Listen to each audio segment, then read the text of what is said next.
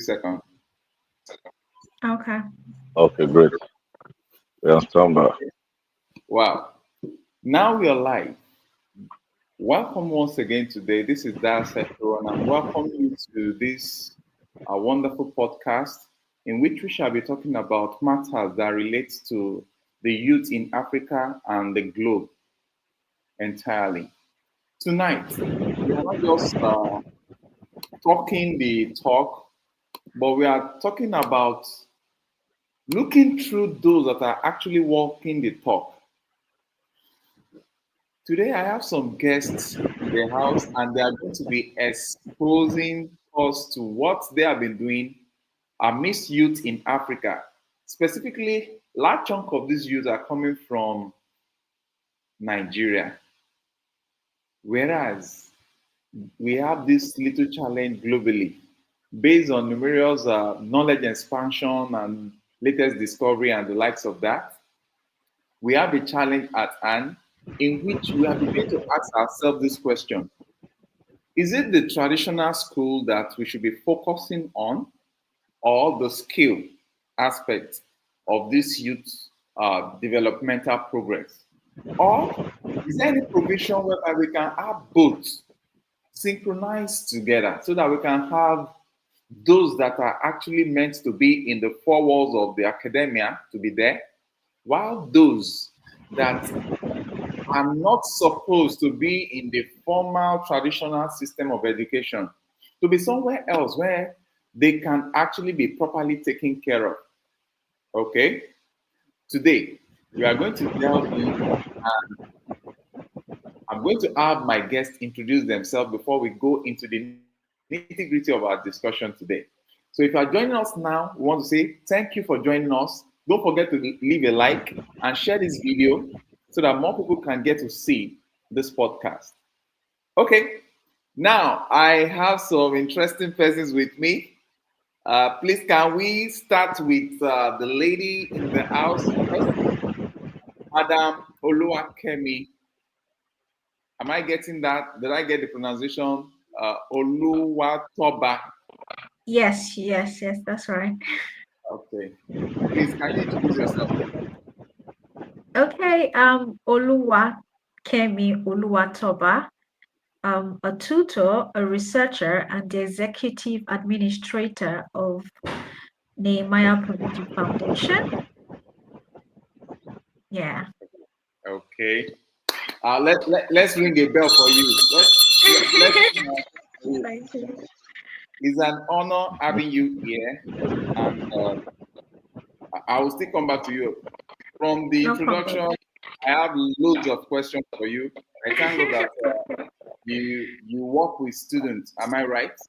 You work Yes, with I do. students. So get ready for loads of questions from viewers and from myself. No Okay. problem. I think I heard that someone just coming in on the background. Before we go to Ambassador Joseph Adewale, let me just check. I think somebody just joined the back end of the studio. Okay, I have Mr. Emmanuel. Welcome on board, Mr. Emmanuel. Okay, I'm expecting Dr. Ojo on this stream tonight. Okay, Mr. Emmanuel, can you unmute yourself because we want to hear you? We want you to introduce Yes, yourself tonight. good evening, sir. My name is Emmanuel Adewale. Whoa. Okay. What do you I do? Okay. yes, I do a couple of things, but I'm on the Nehemiah Prodigy project, the NGO Nehemiah Prodigy. So I'm on the board, and we do both the called the operations and then the board activities as well. Oh, it's nice meeting with you, sir. Yes, Okay. thank Now, you so much, sir. okay, sir. So let me ring a bell for you. You are welcome on board. Yeah, thank you, sir. Okay. So, Thank you. Mr. Joseph, Ambassador Joseph, over to you now. brief introduction of yourself. All right, great. Thank you so much, Mr. Setro. You Yes, know, sir. I tried to message him, and I sent his name, and let me not, let me not talk about that funny. When he sent the correction back to me, I felt I felt like what's wrong with me? Apparently I was driving when I sent that message. So, Well, that's why I stood out before I called Setro. I wanted to be sure I'm getting it right. So thank you for having me here and having my people. My name is Ambassador Joseph Olalua Dewole. I'm the president of the Nehemiah Protege Foundation. But we now, by means of our registration with the Corporate Affairs Commission, we are now JIF, meaning Joseph Adewale Youth Empowerment Foundation, because the government refused to give us the name Nehemiah Protege when we were registering. But because within the educational framework in Lagos State, Nehemiah Protege Foundation have become a household name, it was not easy for us to dump that name. So that's why in every of our publicity materials and profiles, you will always see Nehemiah Protege Foundation, um, now known as Joseph Adebole Youth Empowerment Foundation. And by the way, Mr. Emmanuel Adebole is also an educator. He's an erudite educator too. He's an authority as well as a preacher. He's a pastor, right? whoa. And Lady Kemi Oluwakemi Oluwatoba is our admin executive, like she said. She's a bookworm, right? Whoa. I'd rather not put her on the spot. Otherwise, I I would not tell you that she's in South Africa now doing her PhD. But no, I didn't tell you that, right? I didn't. But she's a bookworm, Sha. You didn't hear it. Thank you for not hearing it, right? And Mr. Emmanuel Adewale is one of our board of trustee members, and he does quite a number of things at the foundation. And when there is an aspect of our works where we bring in religion, on the larger scale, we don't do religion because it's a secular space that we cover. We go to all the schools in Lagos State where in a typical school setting, you have Christians, Muslims, some traditional worshippers. So we keep it that way. But whenever the need arises for us to bring students together as Christians, yeah, Pastor Emmanuel Adewale is on hand for all of that, besides the other work she does at the foundation. So thank you so much. Okay. Thank you so very much for that introduction. So we have someone in the building that is well known to us. He's no other person than Dr. Ojo, Job Ojo. Over to you, sir. And for Ambassador, this is your bell. Oh, thank you. Thank you. So, Dr. Ojo, you have the floor now.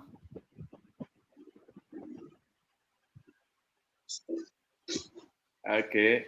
It's like our African people have gotten to Dr. Ojo's mic. We don't go can't. green. Okay. Kindly try to. I think you are muted already. Maybe your connection is just what you need to check on. Okay,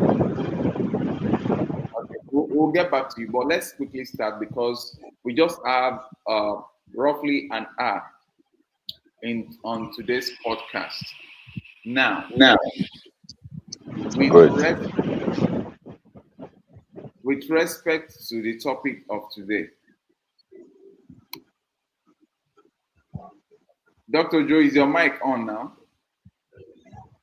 With respect to the topic of today, I think Africans should be asking themselves this question: is it Harvard or business? Is it skill? And as God will have it, someone amidst us that are online today is actually doing a PhD somewhere. So just like as if I'm a prophet, I told her that we are going to deliver some questions for her to unravel to us. So, madam, kindly get prepared because we are coming towards your side with numerous questions. Now, based on the fact that what we have in our current world is the movement away from the normal norms of life with respect to working in a corporate environment, the likes of them, the world of engagement of either you or anyone is moving, is shifting away from this the normal 9 to 5 job function into what skills that AI might not be able to take away from us. So let's start with this question. Which would you consider as the most important? Is it skill or learning in the traditional four walls of the academia? Who wants to go first? As the moderator of today, I think I'll be starting with, you already know who I'm going to mention. Okay, the madam that is smiling. So you know yourself already. Over to you. Interesting. All right. You asked which is more important, the traditional form of education where you have to stay in the four walls of school, and skill, especially because of the labor market. Which one is more helpful? I would say that the two actually go hand in hand. Now, I believe that our system of education, especially in our home country, has failed in some aspect. I think that is why we are having this question in the first place. We are now beginning to question, is education really that relevant? Is it going to put food on the table? But it should actually put food on the table if the system works. Schools, I know that at some point the Nigerian curriculum added art and craft to the curriculum. They added a couple of entrepreneurial skill providing subjects to the curriculum, but does it still work? I wouldn't want to favor skill over education because the school is a form of social gathering where we learn how to deal with people from different backgrounds. It might not give us the daily bread, but it actually also provide other form of education that we probably haven't been paying attention to. You are meeting people from different tribes, people from different culture. It is this interconnectivity that actually shapes you into whom you become in the future as you go into the labor force. So I can't favor skill over education. I would rather say that those in the sector of power should actually marry these two together so that we won't have to ask this question in the first place. But then again, if I have to say which one is more important, it is still skill, because your certificate will not give you food eventually, especially when there are lots of people who are still unemployed in the society. Yeah.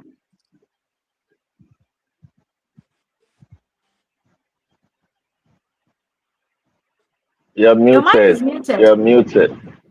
Okay, thank you so very much, Mrs. Oluwatoba, for that Thank you. powerful rendition. But let me put it to you in this court of law that what you have said that that school is actually needed. Are you trying to tell me that when you go for skills, are you not going to meet people there? Are you not going to still interact with people there? Are people from other background not coming in? Okay, so I get your point, but skill is monotonous in this sense.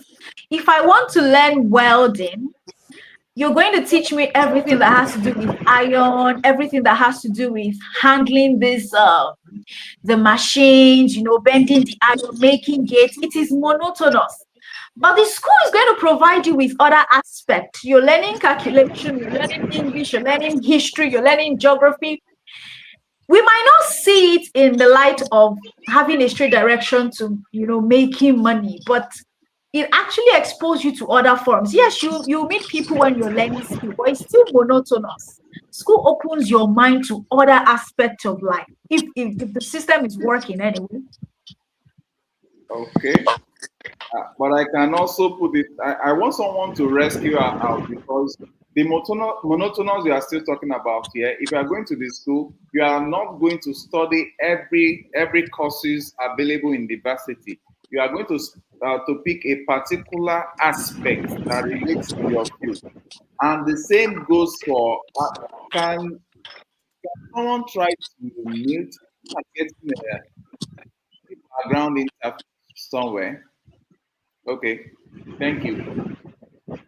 Okay, I think I'm suspecting where that is coming from. Okay, so when you are going to school, you are still going to have the same experience coming to place because you are not going to be studying almost everything. You are going to be concentrating on one. And you, as a doctor, I'm sure you are actually going to have your doctoral degree in a specific field. So now, don't you think that somebody that discovers him or herself early in life that this is what I want to study in terms of skill and goes for it, he or she we have what we call the ability to come out as a more specialized person from the beginning instead of going to study the y the x that you are not going to ever use. What's your Okay, take? if I if I may if, Okay. if I may say something there, Okay. am I admitted to say something? Yes, please. Okay, I think that you and Ms. Oluwakemi, very soon we'll call her Dr. Oluwakemi. I think you're actually saying the same thing. You see, it's just that our society is one where there is conflict of interest, whereas different organs and agencies of government who administer our educational processes most of the times have personal agenda, and some of them, because they lack capacity, when anybody comes up with initiative to make these things work, they frustrate them. And I'm saying these from the point of knowledge that I have as a stakeholder. I may not say quite the number of things here, but I have had feedback, I've had reports that suggest that most of the time there are curriculum processes that were engaged but did not see the light of day that would have established a system where skill acquisition will be directly married into the curriculum such that whilst the student does the academics, they do skill acquisition at the same time. It may interest you to know that in China, even students in pre-primary cadres are already learning skills. It is state law. I mean, they can't miss it. And for those who have traveled, you will agree with me that in places like the United States, in Canada, in Australia, I've had these, because we try to consult for some organizations who does international students admission. And we have come to realize that in these places, rather than whilst they appreciate the degree courses, what really sells in the market is what they call apprenticeship. Apprenticeship meaning that it's those who have skills that get the jobs, while those who go for the degree wait for the white collar. And that's what Miss Oluwaken was saying earlier. Why the labor market in Nigeria is not permissible to new people coming to join the market, because those on the queue have not even found a spot, let alone those who are coming. And so she said that skill, therefore, will take priority to a larger extent, because if you have skills, put food on the table. So what we need to do a as a nation, as a people, is to do all it takes to ensure that our curriculum is skill friendly, such that while our young people go to school, while they do the academics, they can also learn skills. I don't know if that makes any sense to you. Thank you. Okay, thank you so very much, sir. Now, they said somebody that wanted to fry now walk towards the fire. Ambassador, Yes. the question now, since you have exposed yourself, the question now is if skills and the formal education is what we are actually looking at today, and asking ourselves this question, that with the way the world is going. The line is breaking. Your line is breaking. Your Okay, line is breaking. I missed some of the things you said. Can you go right, please? okay. Am I clear now? Am I loud and clear now? Hopefully. Okay, let me do something. What about now?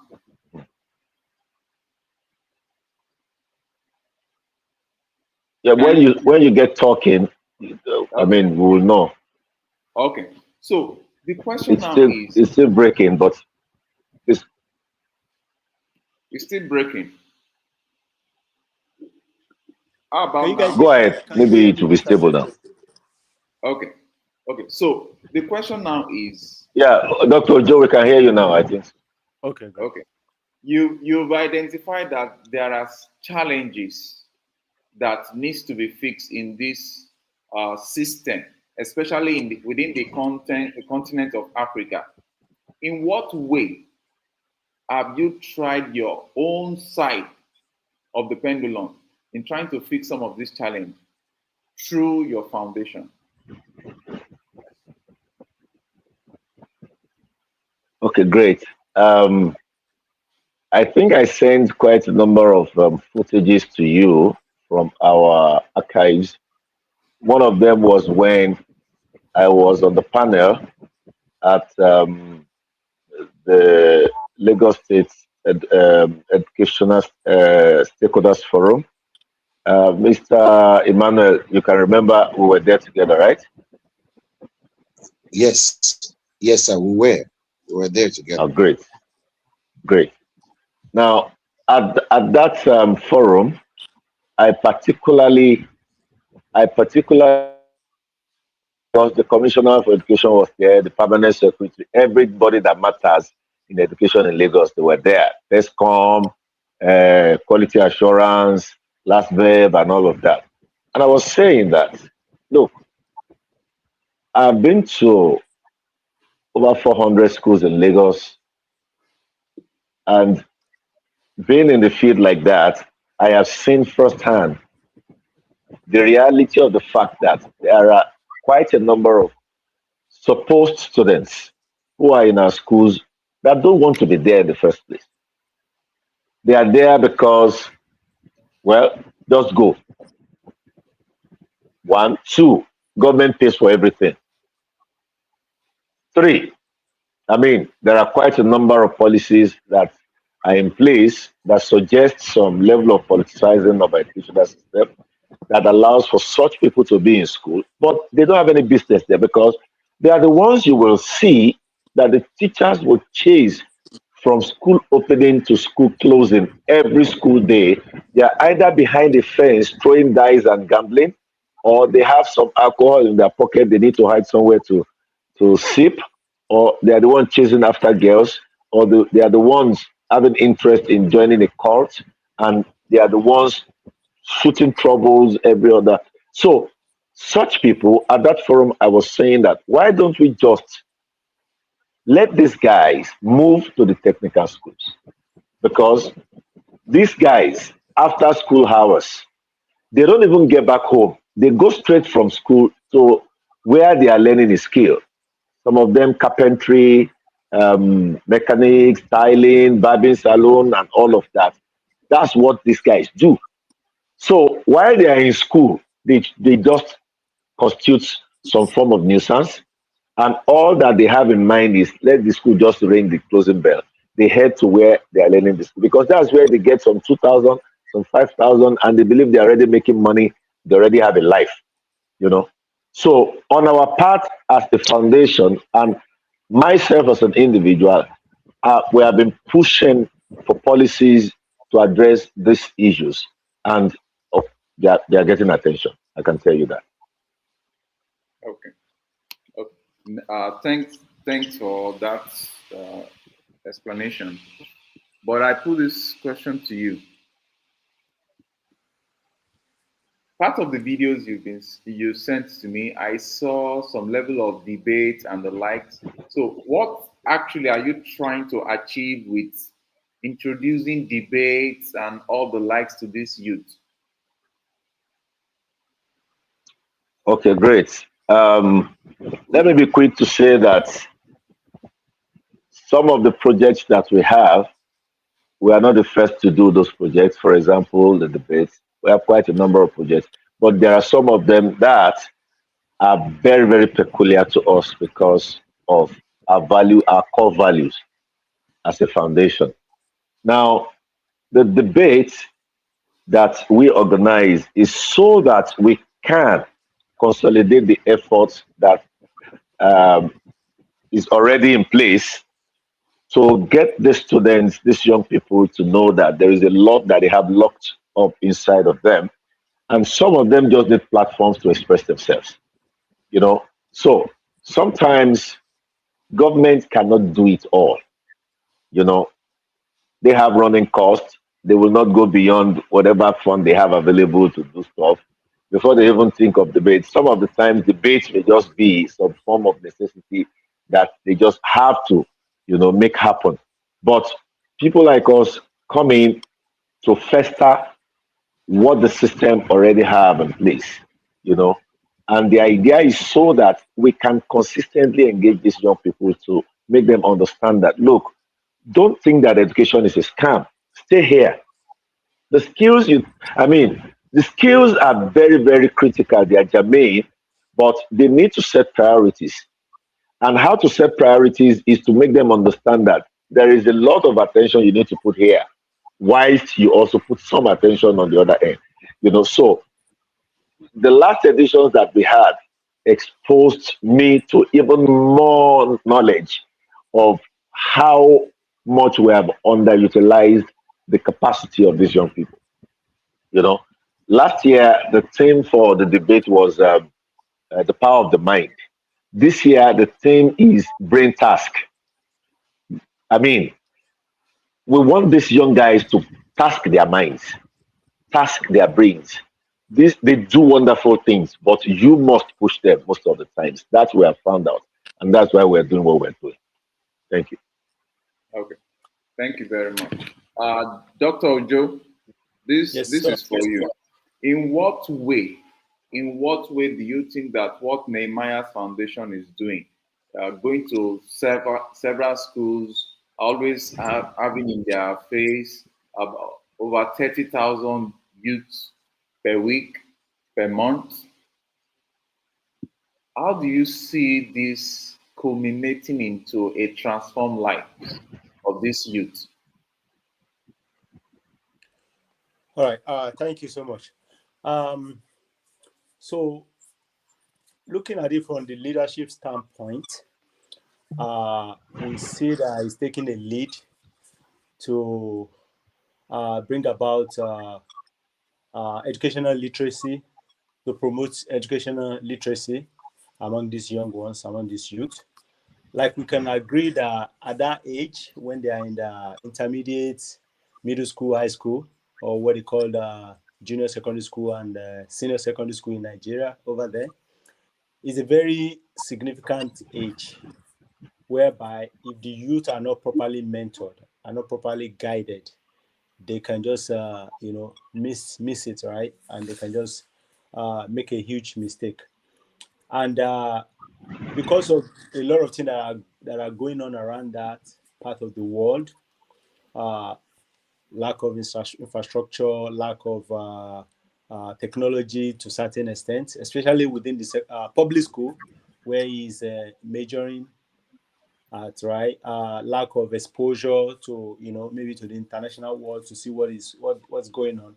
So it's very easy for them to be left behind. So what I think he is doing is that bringing that awareness to them, right? From his experience, exposure, training, himself having passed through similar system. So bringing those years of experience to kind of engage this youth, to let them know that, yeah, they can actually judiciously use their time productively. And those debate that he's giving them, I believe, is such that will trigger their brain to think, right? To think beyond the four wall of the school, beyond the routine as routine aspect of just going to school, meeting with their friend, and like you said, some of them are not even interested in being in school because they want to just focus on the skill they are learning or the training they are doing after school, the technical part of the things that they are doing after school. So they go to school and just while away time because it's like kind of mandatory for them or their parent compulsory, make it compulsory for them to do that, right? So what he's doing can transform the life of the youth, right? To make them actually start thinking, right? To make them actually, start challenging themselves, to develop not only communication skill, right? Also social skill, right? Also critical thinking skill, right? So, and those are needed in the real world, right? They're needed in the world of work in the society, right?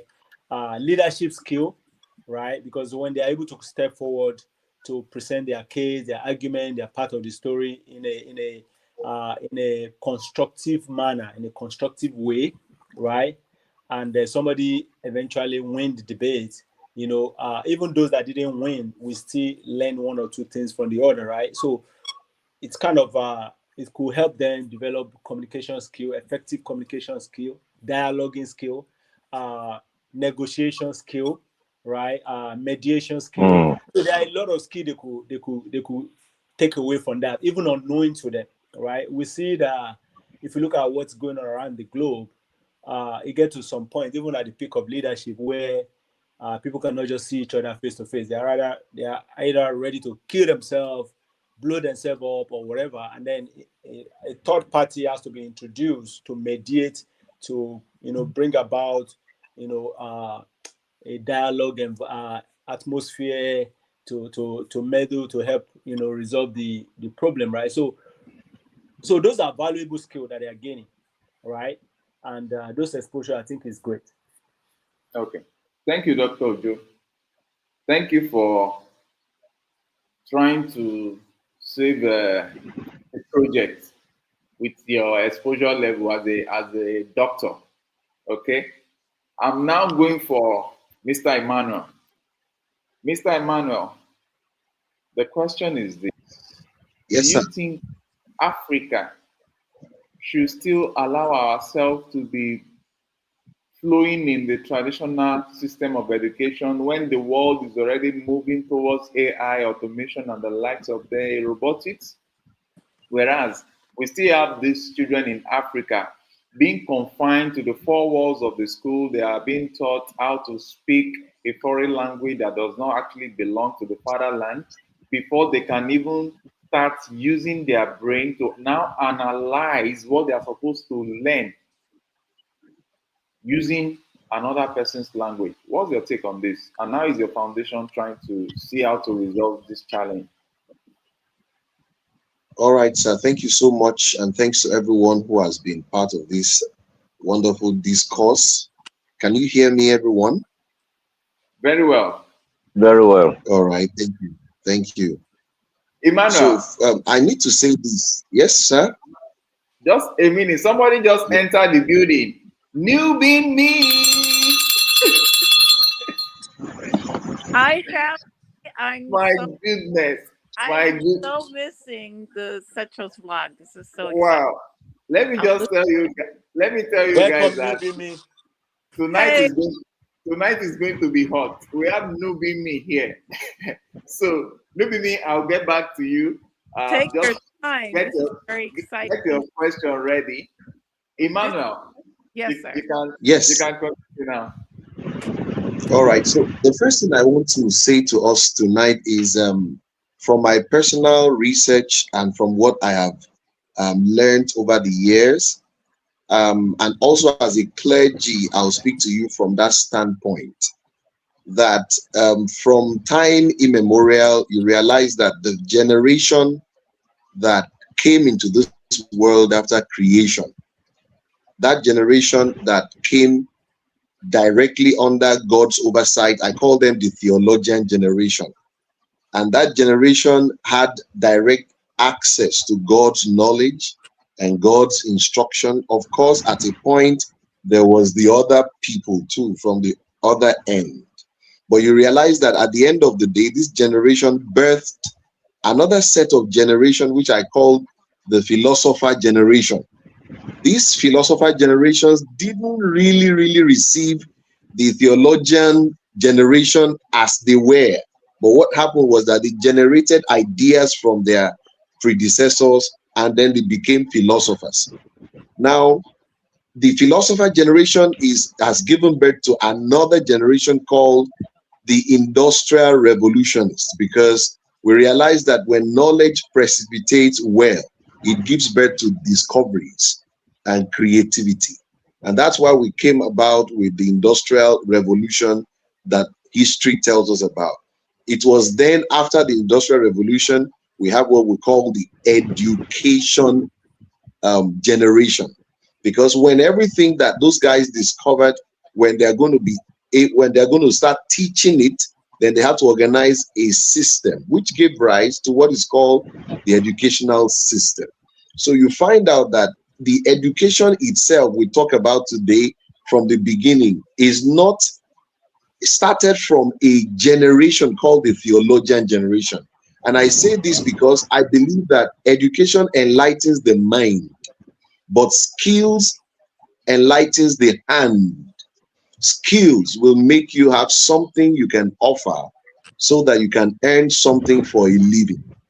But education is deeper than that, because education talks about how to make the holistic man useful to his generation. Someone may be very skillful but may be very wicked. Someone may be very skillful but may be very mean. So yes, we understand the importance of skill, and of course, the advent of AI or the discovery of AI has put everybody on their toes. Curriculum creators have to go back to drawing board, but then we must understand that it's important for that place of education not to be removed. Because if we take or lightly esteem the place of education, you realize that we can have men with skills, but not with so much ability to help the world, in terms of kindness, because that's part of education, in terms of wisdom, in terms of social life and creativity. I think personally that we should have a way where the two meet. Yes, you talked about how the African schools are meant to catch up with what is going on in the world out there.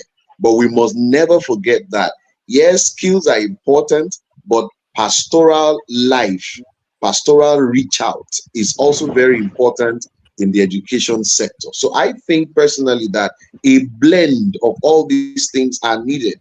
And that's why those who are at the helm of affair need to work, get their acts together so that the two are being released at the same time, so that there's a blend created. And for how we are doing what we are doing in terms of our responsibility at Nehemiah Prodigy, basically our responsibility is to remind those students who they are, because sometimes we feel like we're we are missing in the scene when nobody comes to us and tells us how much they value us. And that's what we go there to do, to tell them you are important, your value is great, so do not trade it for any other thing. I don't know whether I'm making point with what I'm saying, but I believe this has wrapped up everything we have done so far in the Nehemiah process. Okay. Uh, Thank you, sir. let me just quickly ask this question, Ambassador. How did you get your team? Did they have to write a TOEFL exam before you selected them? I thought I will ask question that will nip Emmanuel in the bud, but it was just like dishing it out to me. He even went historical overview and analysis. So that's a wonderful one there. But I still want to say Thank something. Maybe you. at the end of the day, we might find ourselves in agreement. For example, I am one that you made mention of the fact that uh, the formal education enlightens the mind and the likes of that. And someone that went for skill, maybe their mind might not be enlightened. Mm. But we also discovered that larger percentage of the people that have been ruling the African countries, majority of them have been schooled within the four walls of some certain universities and the likes of them. Yet the story of Africa has not changed for the better. So I beg to put a question mark on that aspect, but me and you will slug it out before the end of the show. But I discovered something even while I was in the banking sector. I took 3 months out, leave of absence, to go and study fashion design. So why did I do that? I realized something. Working in the HR, I discovered that majority of the time, skill might be the best way to live the life that actually fulfills your destiny. So, what is your take on this? Nubini, over to you. What's your take on this, skill or the traditional schooling system? Which would you prefer for the African youth? I'd actually say skills. I think skills are super important. I mean, I'm not saying the traditional education system is not important. I think it's educational system is important, especially if you're teaching critical thinking skills. You feel me? Especially that I think critical thinking skills are muy important. Can you stop that, sweetie? Yeah, so skills I think is a very essential currently. And just looking at what's happening with AI. Actually, I woke up this morning thinking about AI. So ironic, thinking, what are we gonna do when all this water is consumed? Hasn't anybody thought about like how much AI takes water, and have they thought about recycling that water? Because right now everything's AI, and it just seems like everybody and their mama's using it, idiots and intellectuals alike. So that it's just kind of disheartening to think that the next generation. Has anybody ever seen the movie Idiocracy? No, I Okay, should there I was a should go and see it up to now. yeah, there's a movie that they made back in 2000, and it was called Idiocracy, and it talked about how the Western world was gonna be dumb like everybody and their mother, and just the basic skills, basic reading. So I really think that's where we're heading, like right now, and I don't think Africa should definitely be heading in that direction. I think books, education, learning from the ones in the past. Again, the traditional educational system, the traditional educational system, I think, is copied from the West. I think we got to get non-traditional with the skills and critical thinking and saving our books, because it just seems like they want to like get books out of the way. I mean, people are writing books via AI. AI is books, so I'm just really concerned about it. Not saying that I haven't used AI to make things faster for myself, um, but it's still for our organization. Um, but it is still kind of cheating, And if you don't have your own thoughts, uh, then the AI is going to think for you, and I don't think that's not healthy. That'll make your brain atrophied. I think our whole brain, especially here in the West, is getting atrophied and people are getting lazy. So um, skills are important. The skill of learning how to write, the skill of reading, the skill of critical thinking, the skill of using our hands, skill of being out there in the farm. Because when the electricity goes out, then what are we gonna do?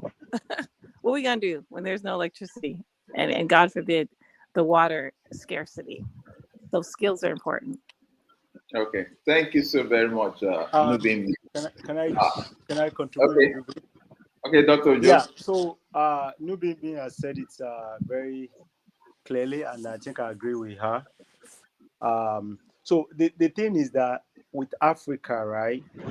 Uh, we need to get to the point whereby whenever anything or whatever is brought to us, we actually dissect it, analyze it, and pick the one that kind of is good and useful to us, right? Without completely just disregarding what we have, right, and just embracing what is introduced to us for whatever reason, right? So that's kind of what I think has been the challenge over the many generations or many centuries, right? With Africa and some other parts of the world also.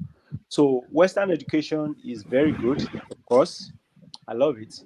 But if we look at history, we know that even before Western education, there has been a lot of ways that Africans have been educating their society, right? Uh, we know that they usually use apprenticeship, right? Use storytelling, passing practical skill from generation to generation, right? So if your father was a carpenter, you will definitely be good at carpentry, regardless of what you do. In addition to that, right? So storytelling, teaching of values, cultural values, social responsibility, right?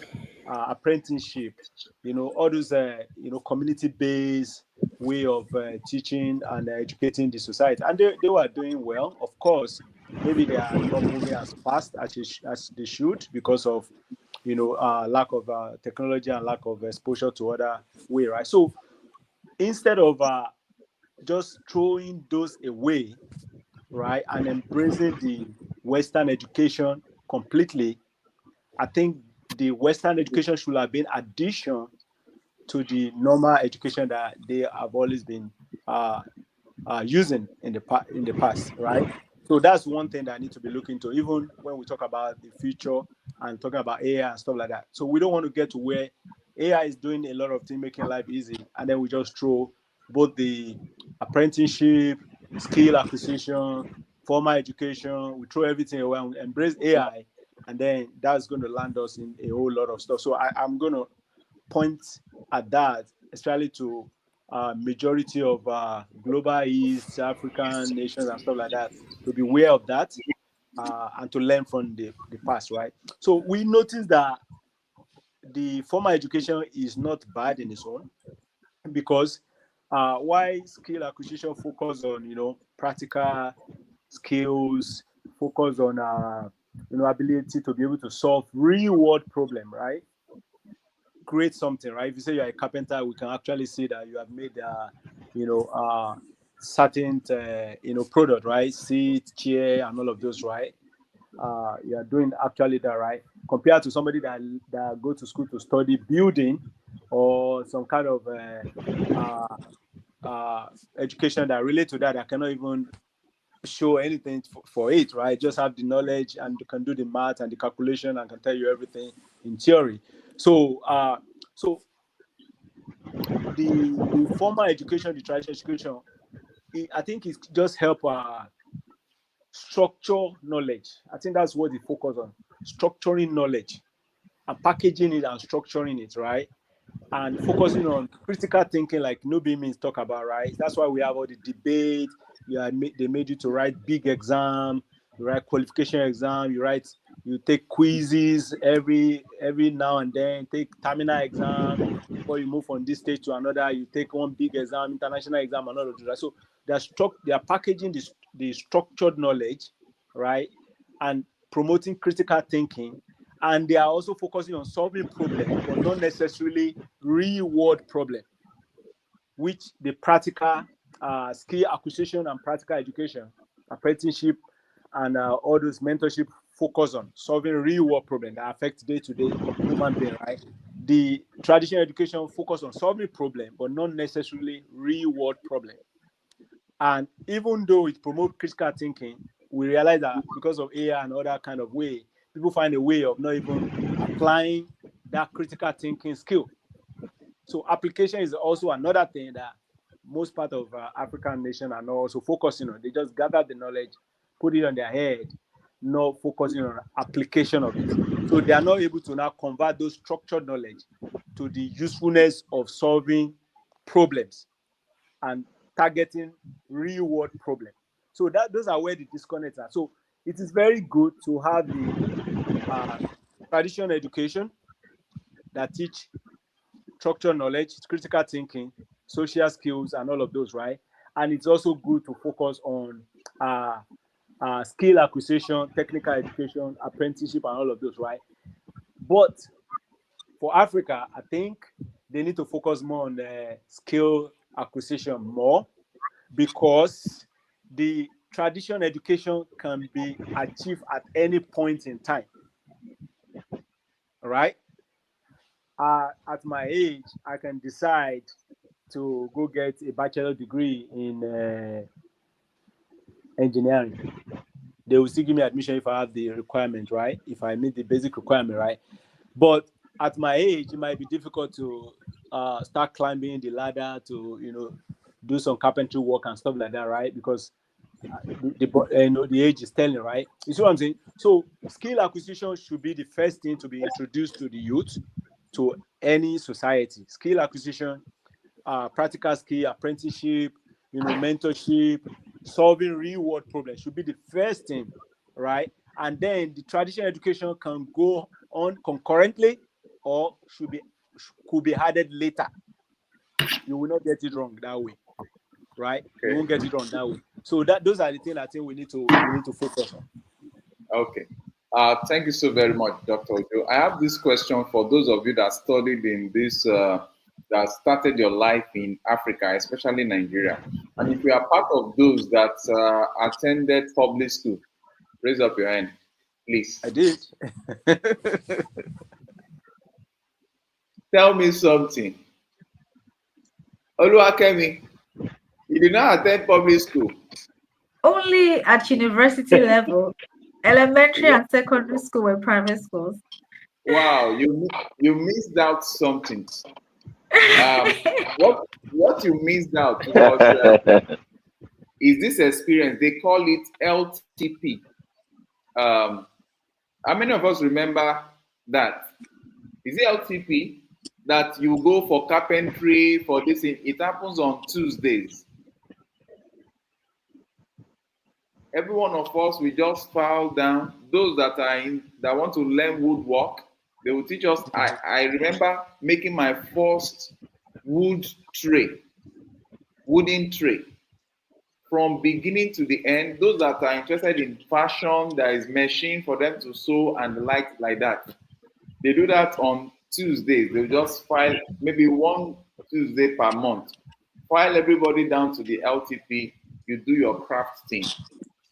It was from that period I know that, I actually, apart from being brainy, I actually love to do things with my hand.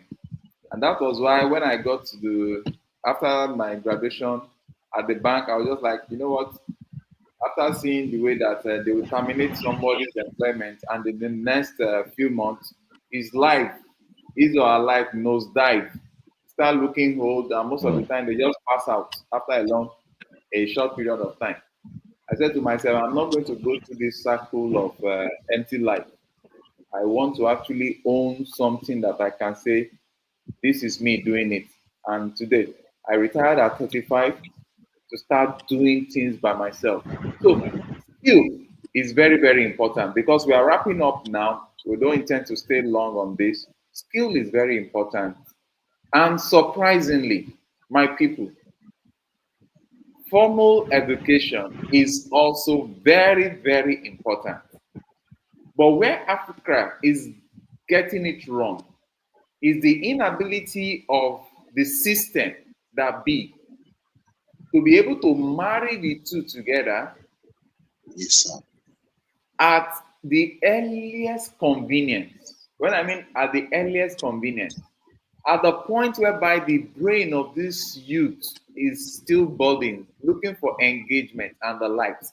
We are supposed to marry the two together because I remember my statement when I was graduating from the university. I was a class rep, and in the yearbook, I wrote it there. I said, you know what? We are not just in the university to just make grades and everybody goes home. No, we are in university solely for connection. I'm sure some of them did not understand me because everything I did in that university, funny enough, 70% of it I did not study it in while at school. I did all my study back in the house. So all I was just able to do was to make friends, useful friends that today some of them are high up in the what's it called police academy and the likes of them. So many of them are now top-notch persons in oil and gas and the likes. Those are one of the major advantage of going to school. Relationship. After that, every other thing that you've read is secondary. Because when you even get out of the school, you will discover that majority of those that we organizations that we employ you, we just employ on flat base. The main thing they are after is what can you actually perform this job? And for you to perform the job, the excel that you were never taught in school is what you are going to be slugging it out with, not the y, the x, applied econometrics, applied statistics, and what have you. No, it's the skill, the presentation skill, the communication skill, ability to write a memo intelligently. But look at it today. This is where the challenge now is. Presently, the memos, the drafting, the speech, everything is now automated. So what happens to you that you have spent all your life being educated without learning a skill? Those are the ones that AI is their prayer point now. They are asking AI to die. But let me tell you, AI is not dying. So today, that is why we are bringing this foundation. Some of you are surprised that, how can the Setros be bringing another foundation to come and talk about what they are doing? We embarked on our own research and we found out that Nehemiah Foundation has been doing something worthy of interest, worthy of note. They have been going to schools, and surprisingly, I can tell you that they've gone to large chunk of schools within Lagos alone. Lagos is just one state out of how many states in Nigeria? And they've gone to over 400 schools. And each majority of these schools are not just mushroom schools, they are public schools that you have hundreds, thousands of students there. And on weekly basis. Can I shock you? Can I shock you on something? Sorry. Okay, sir. In Lagos State, there are 6 education districts. All right. Now, each of the districts have minimum of 100 schools under them. In recent times, it has risen to between 105 and 115 schools per district. And in the last 4 years, we are just covering only 3 districts. We are covering the third district now to about say 60% of the number of schools under the district. That's education district 2. We have covered district 1, we have covered district 6, we are just covering district 2, you know, and each of the districts are distributed amongst 3 zones. So when you look at all of these, it tells you how much work there is and the population that we have in Lagos. And we're talking about the population of young people, of teenagers, you know, that's huge. It's a lot, you know. And that is why when it comes to collaborations like these, seeing how we can scale what we are already doing to reach more, I get a lot of calls from other zones and other districts to say, look, you are not bringing your projects to us. You are not, I will tell them, don't worry, it will get to you. These things comes at a cost, you know. We brought bicycles from the United Kingdom into Nigeria sometime last year, where we just distributed the second phase like less than 2 weeks ago. We brought the bicycles in to give to underserved students who travel to school, covering a distance between 5 and 10 kilometers. Most often, when they get to school, every school day, they're already tired because they mostly do trekking. The low income earners, they can't afford to give transport fare to their children. So those ones, they have to do the trekking. So we are able to identify them and give them bicycles so that they ride to school and ride back. Although we have a process in place. When they get to school, they park the bicycle. When they close, you ride it back home. It's not for neighborhood shenanigans. Just park it and all of that. We have monitoring parameters and all of that. So all of these things, it's a lot. It's a lot, and we are measuring the impact, and we are happy at the results we are getting. So I just wanted to make that input. Thank you. Okay. Now, talking about that bike stuff, when I saw your bike project and I saw bikes loaded in containers, I was like, somebody rescue my memory. What is happening here? I think that's one of the projects that you got very, very right. And kudos to you. We give you your bell on that. That's a very nice one. Because if we continue to wait for the federal government, we go wait tire because the government alone cannot handle all this. Yeah, you're right. So we need to Mm. some of us that are still thinking out of love for the country, we need to think outside the box to see how we can bring succor to these young child that are actually the future of tomorrow. Though you and I know that the youths in Nigeria start at 65. That's a story for another day. But now, now the angle I'm looking at it is this. Since which was partly what we talked about, and that was what brought in the topic of today: skill and formal education.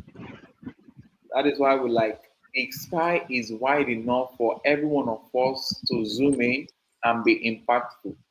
So we coming together to form a synergy whereby you undo the aspect that relates to the academic and all the like that you've been doing. But we at Cetro's Foundation, our calling is majorly okay. No is here. Our calling is majorly skill related. Skill, where we've been going to numerous underserved uh, geographical locations and the likes to go, and we just bump into some villages and ask them what do you actually want to learn? What do you like doing? And you'll be surprised.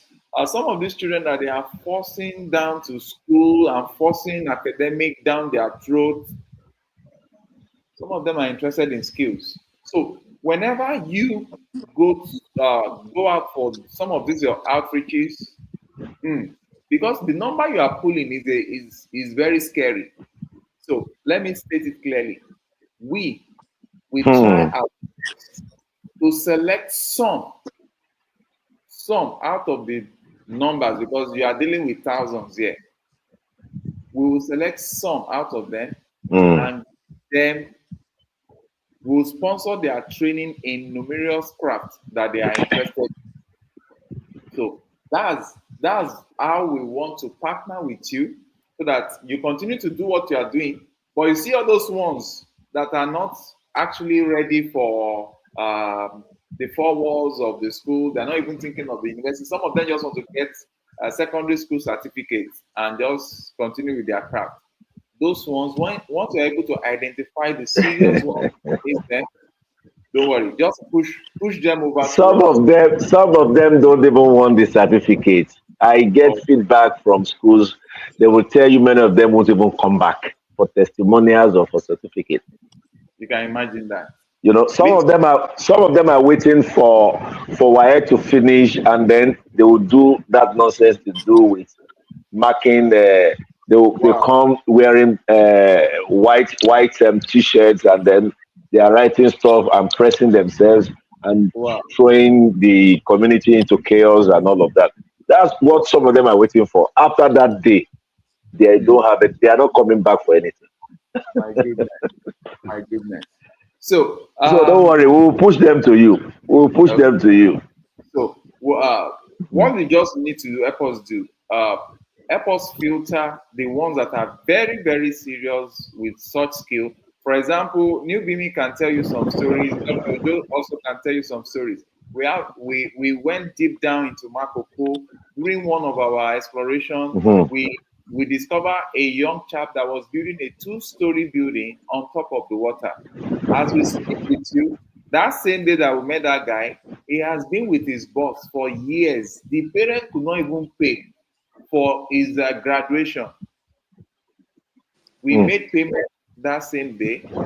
We arranged for his graduation. We bought him all the startup tools and the like. Is on our archive. And today, Oh, that guy really? is traveling around Africa, Mm. constructing and That's what it. constructing buildings and all the likes, every woodwork in the building and the likes. He now went to even study upholstery. Now, hotel, one hotel gave him job to do in Lagos. I think another organization that looks like an Mm. hotel gave him stuff to do outside Nigeria. So those are the ways of pulling these youth. And those that are interested in the academia, you guys are already doing great. Mind you, once we are done with today's live stream, I'm going to play videos of what Nehemiah Foundation has been doing.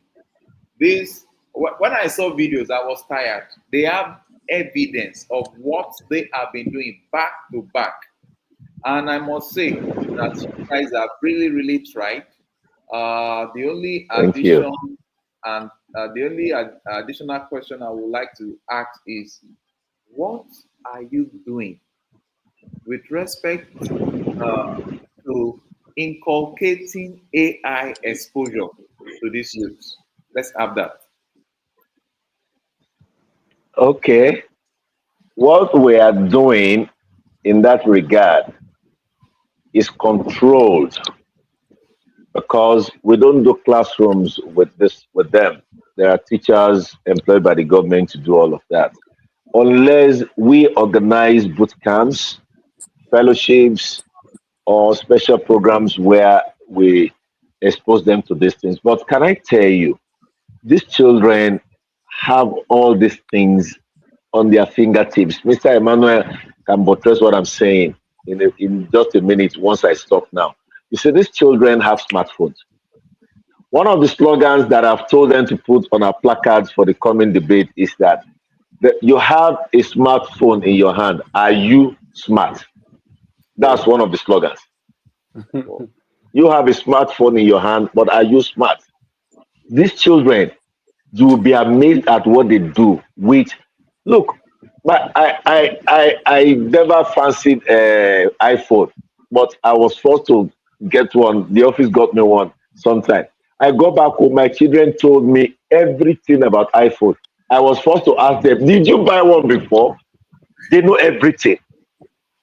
Right. So when we talk about AI and how much these young chaps are exposed to it, I want to tell you, beyond any training we may want to give them, in fact, they will train you on AI. They know it. Some of them are using it for cybercrime already to tell you how much they know of it. However, what we need to do is to guide them. And we are designing programs. That's why we are bringing some into our mentorship hub. Dr. Ojo is playing a major role in all of that. So it's good that we are having this discussion so that we can articulate our minds as to what areas we need to inculcate into what we are already doing. Mr. Manda, you want to say something? Yes, I was talking about AI with some students last week, and the first thing they said is, "We already know." And I'm wondering, what do you know about AI? Then they asked me, "What do you know?" You tell us what you know, then we will tell you. And I realized that they know so much as I do know, and I felt threatened a bit that, okay, is it like I am the one being slow this time because I'm trying to give you some skills or some information, and you are telling me which aspect of the knowledge do you Do you? and I was thrown off balance. I mean, Mr. they know Emmanuel, how to use. Yes, sir. Mr. Emmanuel, I hope you did not mention Chat GPT to them. No, no, no, no, no, sir. I could not even mention ChatGPT because of what they told me that ChatGPT is old school, Oh, and then old school. Yeah, they began to tell me, do I know how to configure Copilot? Ah, okay. okay. No. Have I? Mhm. How much do I know about cloud? I said I know cloud. They said, do I know how to use it well? Ah, I realized that we Mm. need to go and not because we don't know, but now we need to really organize something that will help them have gainful use of this knowledge, because many of them now are trying to use it for cyber crime, as Ambassador Joseph just spoke about right now. But then to now bring it into organized body of knowledge that will lead to them doing something gainful, building applications, setting up websites, creating all kinds of, these APIs that will help them to be able to use a couple of other tools on the website. Those are the next phase of our engagement with them. But that knowledge, they have it. I can tell you that for free. That's a good one. No being me. I Are you there? I Okay. definitely know what Dr. Emmanuel is talking about because they're like ChatGPT, Claude, Perplexity. They telling me stuff that I'm like, what? Deep think. Like what's going on? I'm a little slow myself. I'm like, wow, it's like the DNA was put in them, like the AI generation. I'm like, Yes, exactly. Yes. um, but at the same time, like I explained to them, these things are tools. They're assistants, but they shouldn't take over. Like the doctor said, you have a smartphone, but are you smart? Are you intelligent? So really, Mhm. just pushing the learning and the reading, and also letting them know that Chat GPT and these AIs don't always tell the truth. You know what I'm saying? So if you don't know Mhm. that you're being fooled, you may be fooled. And then the new thing now is how to prompt, Mm. how to ask the question. Yes. Like, okay, how do you prompt? That's like the new skill, and everybody and their mother is doing a workshop on how to prompt, how to ask the right questions. It's almost like, I'm sorry, it's almost like the cyber Ouija board. You feel me? I'm not saying skills are not important, but sometimes I'm just like, where, you know what I mean?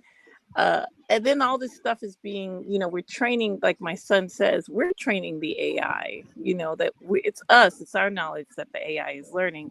And then, Really? yeah, Really? Interesting. and taking, and then Interesting.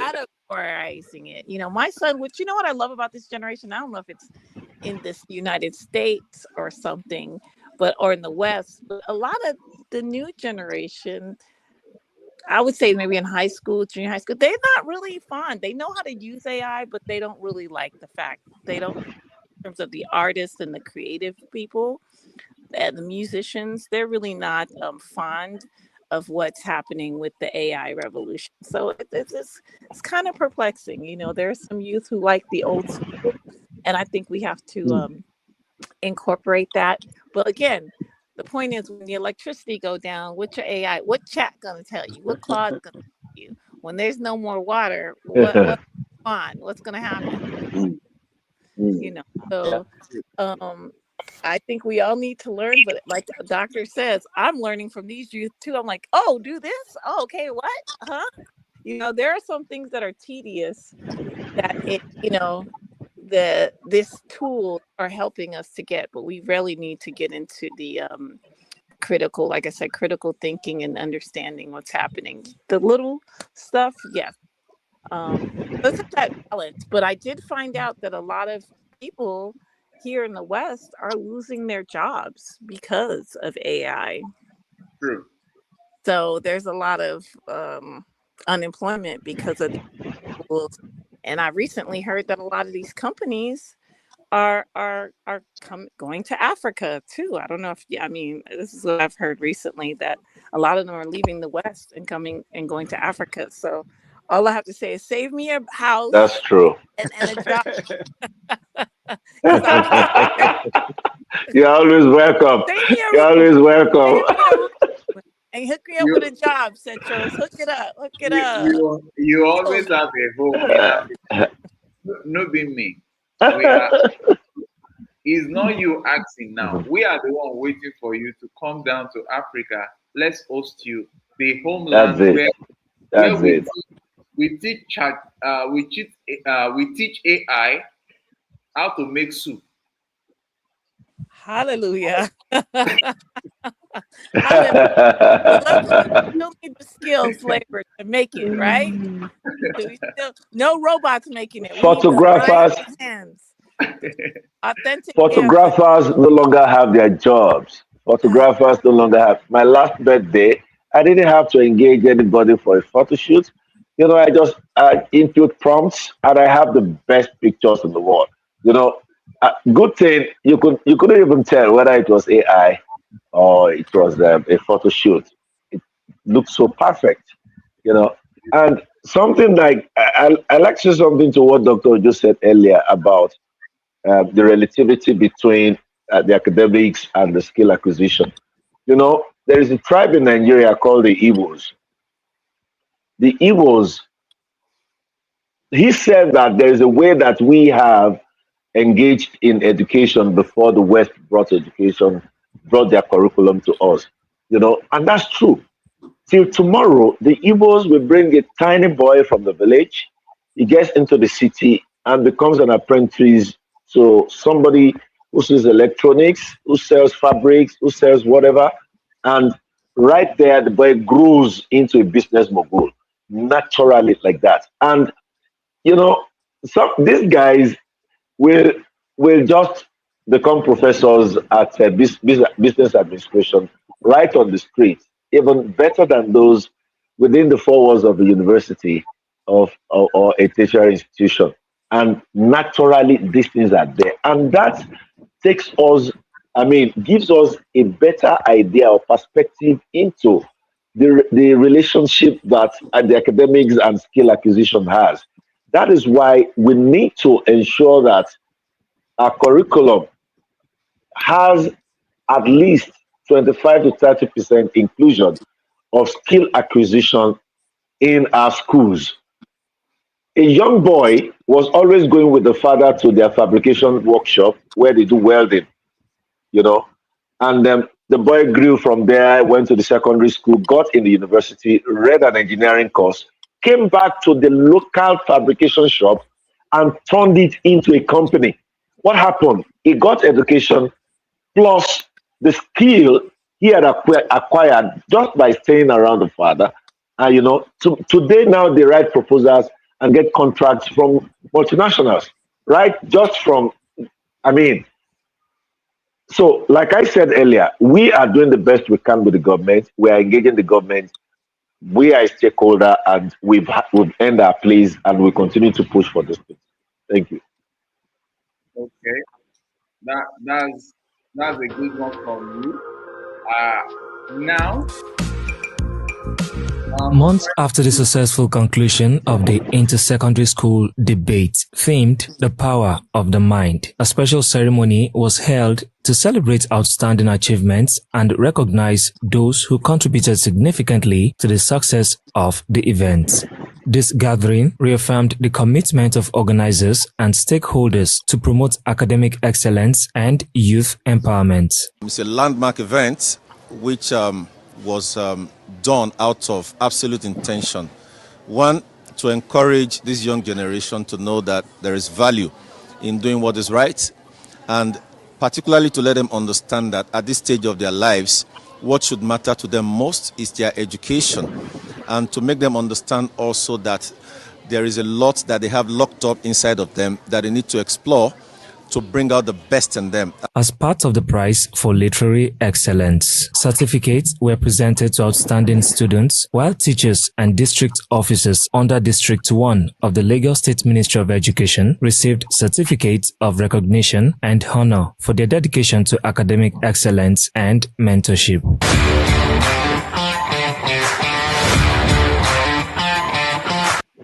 Okay, sorry for bringing that in abruptly.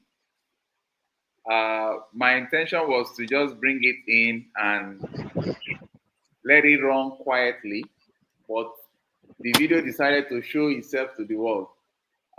When I went through when I went through lots of your videos, I am so proud meeting with you through Dr. Ojo, and as such, I want to appeal to our followers that might be seeing this video much after this live stream.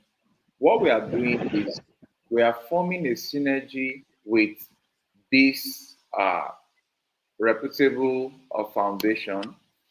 They've built their infrastructure in terms of connection to the government that are actually handling these schools. And as such, they are always in the face of thousands of persons. So all we are going to do at Cetro's Foundation is to see how we can have a proper arrangement with them whereby they screen out the unserious ones that want to waste our time. They screen them out and give us the ones that are actually needy, that are interested in crafts. And mind you, some might even be interested in craft and they are still academically sound. Those are the kind of youths that we want to just bring out and support them so that they can learn the skill of their choice either while they are in school or when they are done with school, so that we can have a positive impact on the continent of Africa and the world beyond. So the discussion this evening has been tailored towards between the formal traditional system of education or skill. The truth is that you cannot be balanced on one leg. We need both because that is how the rest of the world that are advanced today. That is how they have been able to stabilize their citizen, their economy, and they've been able to give back to the world. So, with this being wrapped up in the next 5 minutes, each and every one of us just have 40 seconds to wrap up on this particular idea that Nehemiah Foundation is bringing to the world in terms of making these youth realize that regardless of the fact that they are going into this public school that I call a war zone in Nigeria. It was not like that. That's true. But now it's like a war zone. You have large numbers of people that should be studying Agberu, if you know what that is. You're right, so you're right, so. Find them out there, and by the time it is 2 o'clock, I don't want to be around any school environment because they are like hooligans being released from hell. They can do anything. But this foundation has been, All right. I want to say, you have been going through a lot of risk, going into the midst of this. I don't call them children. You just hit the nail on the head with that statement. Yeah. You're very correct. Because I see them as, oh my God. Sometimes I even have to try to rescue some other schools that are private school from the hand of this You need to see the molestation, open molestation and the likes, just because some of True. them have business in that school. Some of them are supposed to be in craft.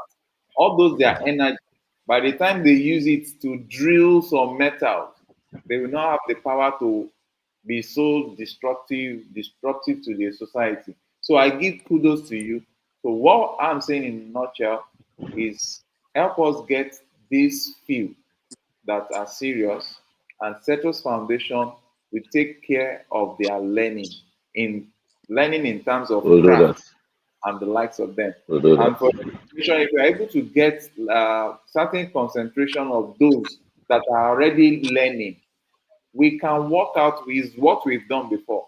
We can work out a system whereby we get a particular um, shop location so that we set up whatever they've learned. Maybe like 5 persons that have learned tailoring, we can rent a workspace and place them there so that they are actually Oh, making money from the crafts they've mm. learned.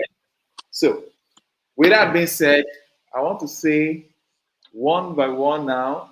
The last person to talk is Ambassador himself. Let's start from our doctor. Doctor, doctor in the making. I'm calling you doctor already. That's Oluwakemi. my doctor. Yes, Yeah, so that's my doctor. you must invite us during your inauguration. Okay. So and you have the floor. how many of you notice? How many of you notice that tiny voice? Very tiny. I didn't want to. Okay. I didn't want to say anything about our tiny voice so that they won't ask me to go and sleep on the couch tonight. All right, thank you so much, the Cetros, for this opportunity to showcase what we've actually been doing in the foundation. And the work still continues, like Ambassador Joseph constantly says, the work continues. We are hoping that people are willing to support us because we cannot do this by ourselves. It's overwhelming, trust me.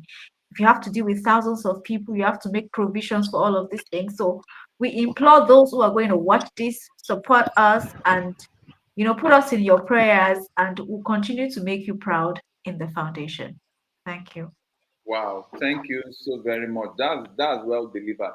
Before the next person comes up, let me tell you, foundation team, especially those that are actually doing it genuinely, it is cost inclined. It is very, very, Heavy cost at that. yes, it's very, very demanding. And as such, I'm trying to post here. If you want to support, if you like to support the foundation, these are their details right here. Support Joseph Adewale Youth Empowerment Foundation. Their bank account is GTV is just right there. So if you want to support what they are doing, helping the youth from numerous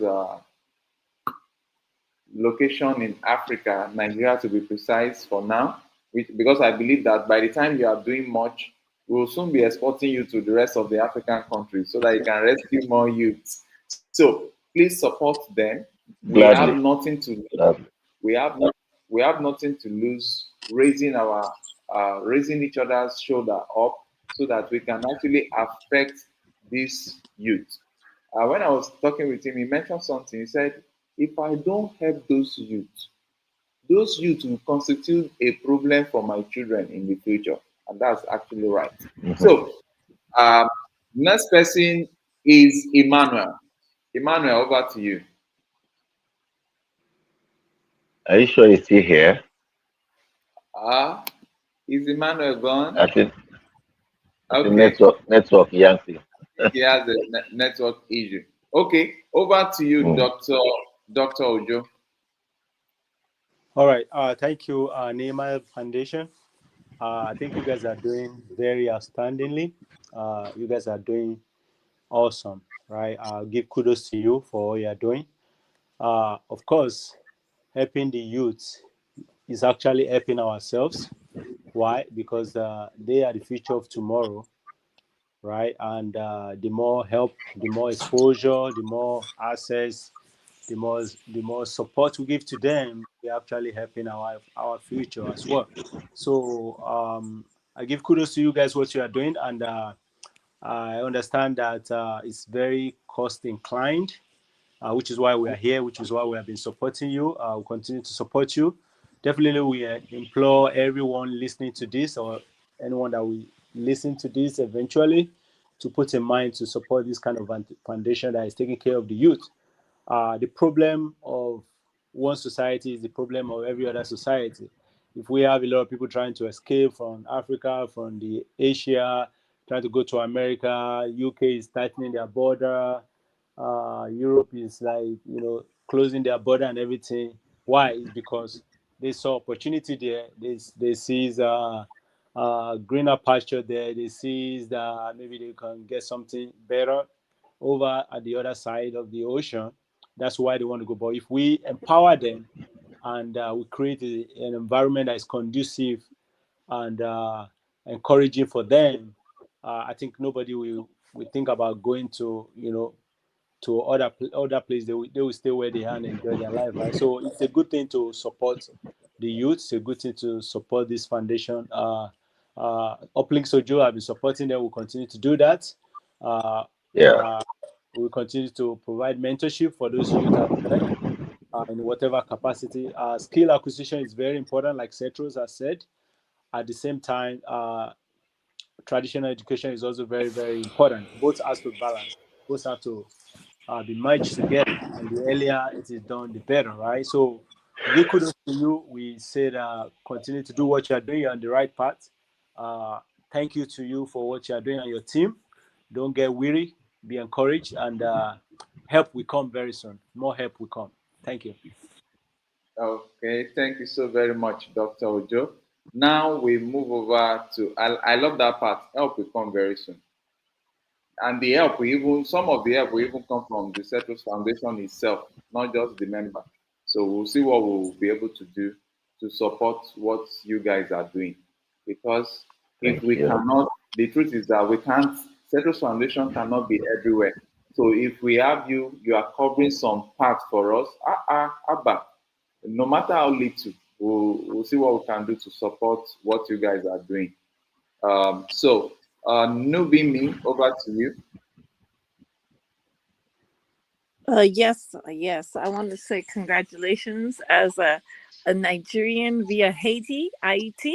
You know what I'm saying? As people on the Western Front over here, I thank you. This partnership with the foundations are very important.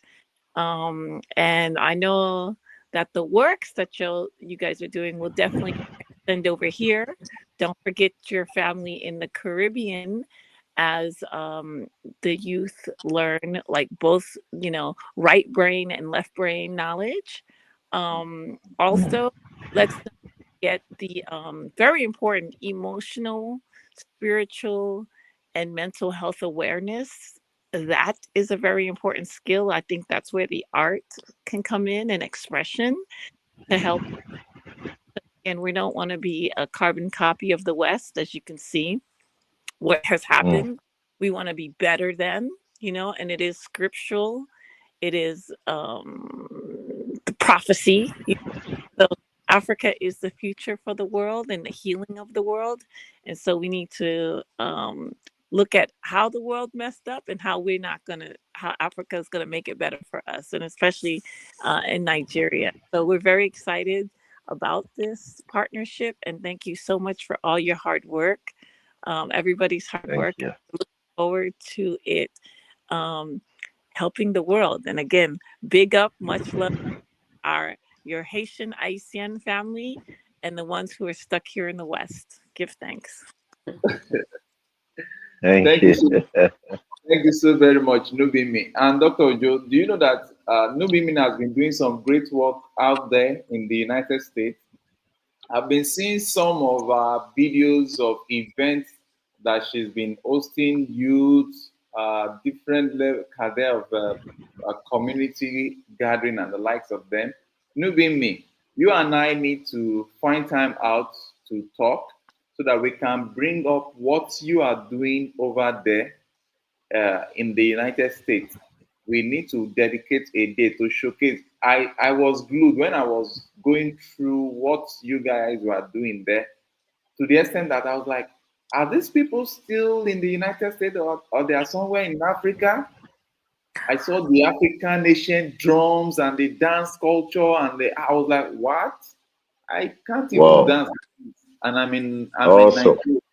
So Thank please, God. Thank we need you. we need to sit down. Thank God that we are fully back now.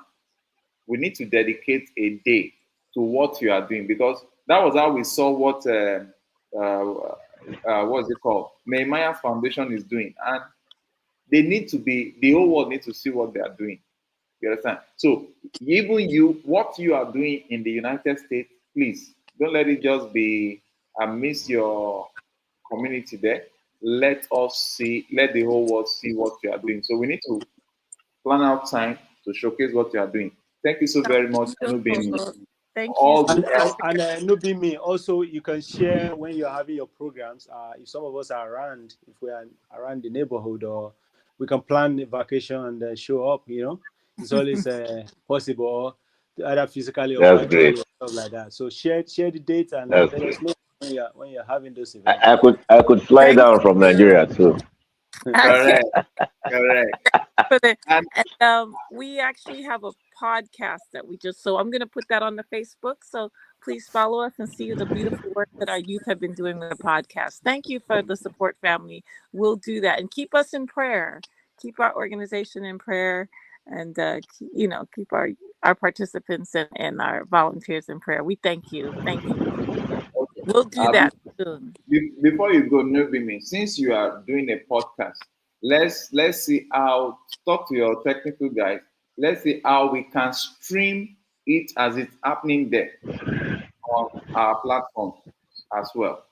So We'll what you do are, we want I, to join you live. We want to dance with you. We want to, whatever you are eating there, just know that we are going to eat it here too, because we know how to prepare all those things here in Africa. So Give it, thanks. it's nice having you on ground. So we go over to Mr. Visionaire Ambassador Joseph. Thank you so much. I would just like to say that I've been so encouraged. Um, our entire team, represented by myself, Ms. Oluwakemi, Mr. Emmanuel, we are so encouraged. We've come a long way. I think I can categorically say that this is about the first time that we've had several collaborations and partnership, but they end up using my funds at the end of the day. They don't get to bring funds, and I mean they are huge projects, but it's okay. The United Nations, the what have you, but here, not having not received a dime in donations or support through the Cetros Foundation, I'm already very, very overwhelmed with appreciation for your platform and coming out to discuss this. When I see young people here who have been delinquent and they have been rascally, I just, you know, in sarcasm, tell them that you think this is hooliganism you are doing. Go and see how they do it, where they are really doing it. And I'm referring to the West. You go to a place like the United States, without this nonsense this guy do here, and I try to shame them to let them know that you don't even know how to be a hooligan. You don't know how to do organized crime, and that's the fact. I tell them go and watch. I tell them go and watch so and so film and see how they plan a bank robbery. See high tech process of robbing a bank, and you are just here shouting and And I say that because it is the fact, and how that is to our advantage is that what they think they are doing in the name of crime is child's play. So we can snatch them from their delinquency. We can, and we are doing that. We are really doing that. It takes a bit, and I have been Okay, I went to a place where they brought some boys to me and they said, "Sir, these are cult boys in a secondary school." I said, "What?" So when I turned, I saw about 12 of them. And I said, "Kneel down," because that's where it starts. In the military, they call it show of force. You have to show them that you have capacity to tame them. Otherwise, they may turn against you, even right there. Yeah. So I said, "Kneel down." They knelt down, but one of them said, "No, I don't kneel down. I'm a herbalist.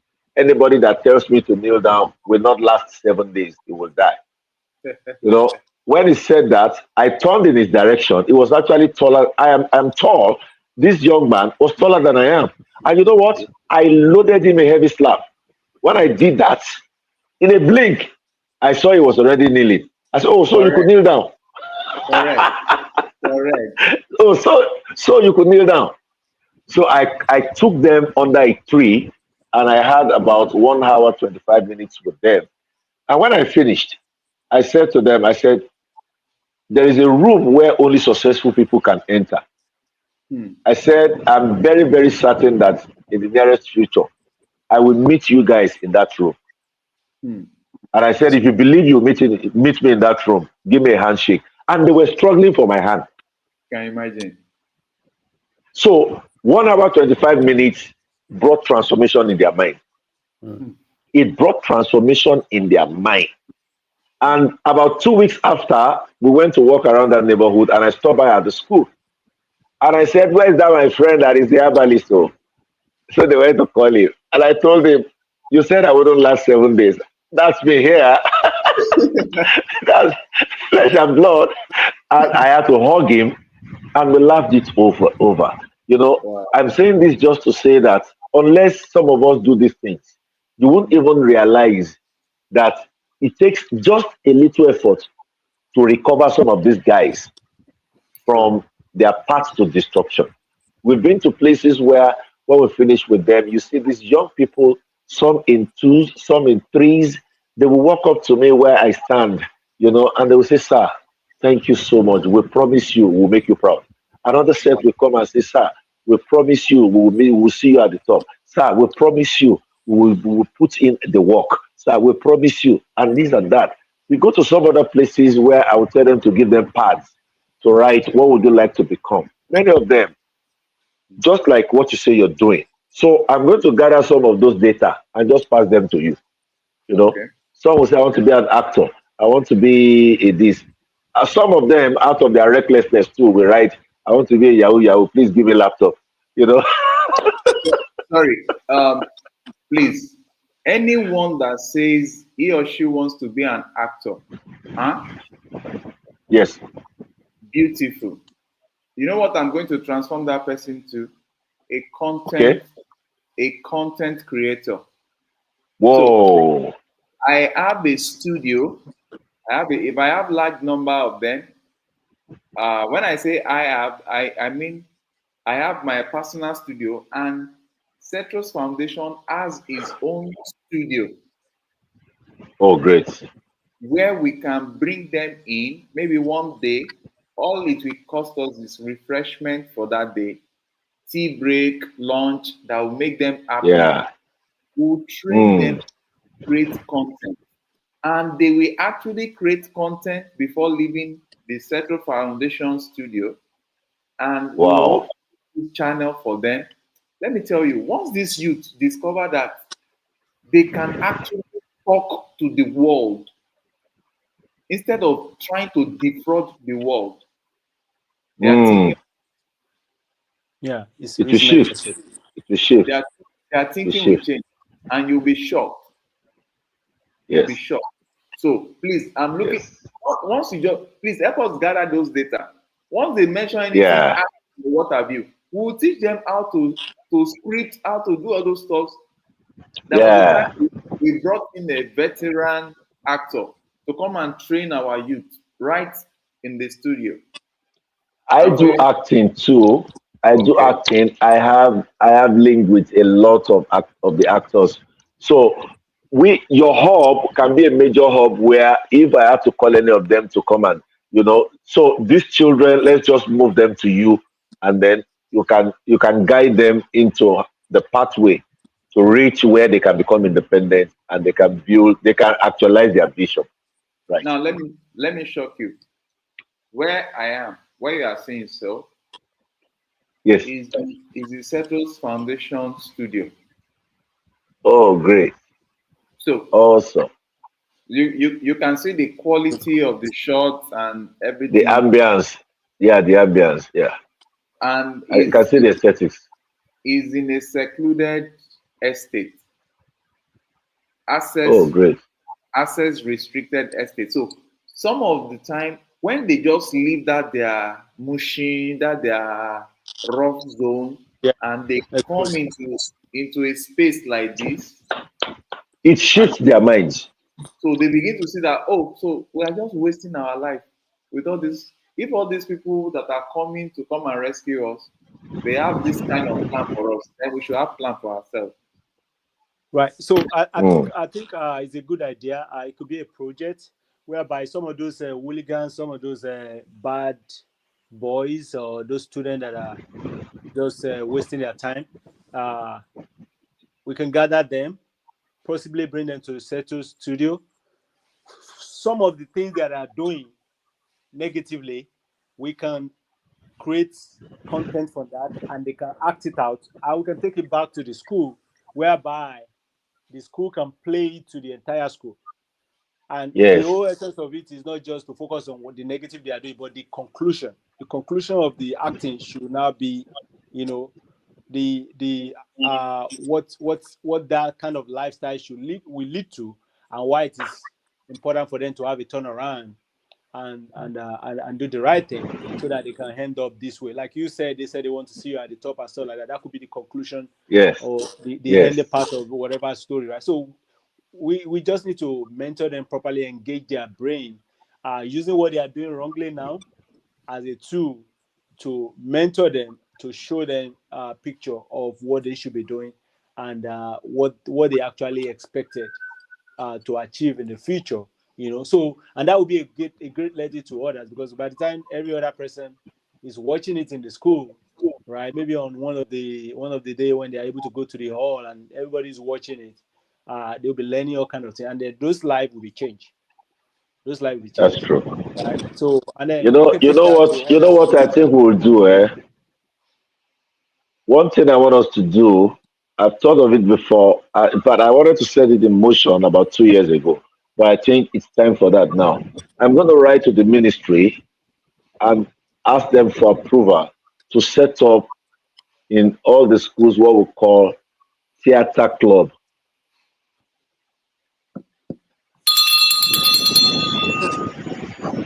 So the same way they have the Jet Club, they have the Literary Debates Club, they have the whatever club in their extracurricular activity list. We can now have the theater club. So please just bear in mind that we'll work on that. All right. That's a fantastic one. Okay, so time is fast spent. Uh, are you done with your summary, Mr. Joseph? My rap, no, no, no, that's enough so that we don't overshoot the time. Uh, I okay. mean, we can do this again. We can We can always do come this back. again. We can always come back. Yeah, I think it's always good to come back on this kind of stuff. Yeah. I'm sorry, it's not a question. You are Say that always again. welcome. I said it's not a question. You are always welcome because you're always welcome. You know why you're always welcome? Central's Yeah. Foundation is not here to struggle space. Our vision is just to touch as many lives so that at the end of our days, we can look back and say, what did we actually spend our life doing? Then those youth lining up to say, just because of you not leaving us in the ditch, we've been able to Yes. change our life. Let me share this with us as I wrap up. Several years ago, while I was in the HR of one of the topmost banks in this country, a young lady, poorly, let me just say, not necessarily poorly, but my standard of employment in the bank, she was poorly dressed. But to her, it was just modesty because she belongs to this particular faith that they don't like wearing jewelries and all the like. And some of my colleagues turned her down. They did not Mm. even they did not even assess her capacity. And lo and behold, I asked her one question and she was able to answer. She was like, please, I should help her.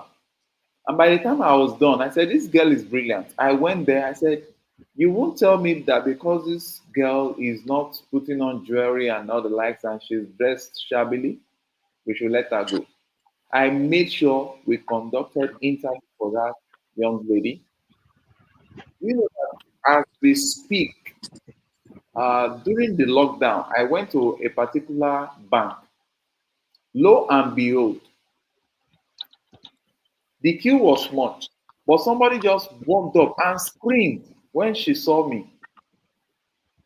She pulled me out of that crowd and collected my checkbook. And Mm. at, she was the head of operations in that branch. Wow. So, what am I trying to say? Majority of what we do, if actually we are doing it from our real self, That's it. finance might not be part of it, but in the future, you will see how many Mm. lives that you have taken out of wrongdoings. Those are what we Yes. call generational blessings. They will bless you, they will bless your children. They will be so happy Hmm. that somebody stood up for them so that they can also do the same for others. So, as we wrap up today, I want to say thank you, every one of us. Thank you, Nehemiah Foundation, for standing out at what you do, going the extra mile. Mm. Thank you. Just have it at the extra side of your mind that if we waited for you to do the call to come back on our show, we will call you back. we'll, Let the world know that we we'll, are one. we'll look out for that. So We'll let's, be on standby. because we need to affect more of this youth, because the problem Nigeria is having now is because of the youth that were introduced into something strange, and they are the one kidnapping and terrorizing the whole world now. So let's play our quota so that we can rescue them. So from every one of Yep. us at Setros Foundation, Setros Blog, and Nehemiah Foundation, want to say thank you so very much. If you need more information Thank you. on Nehemiah Foundation, maybe in our subsequent live stream, we'll put more of the information there for you. You can check them out. Your website, sir.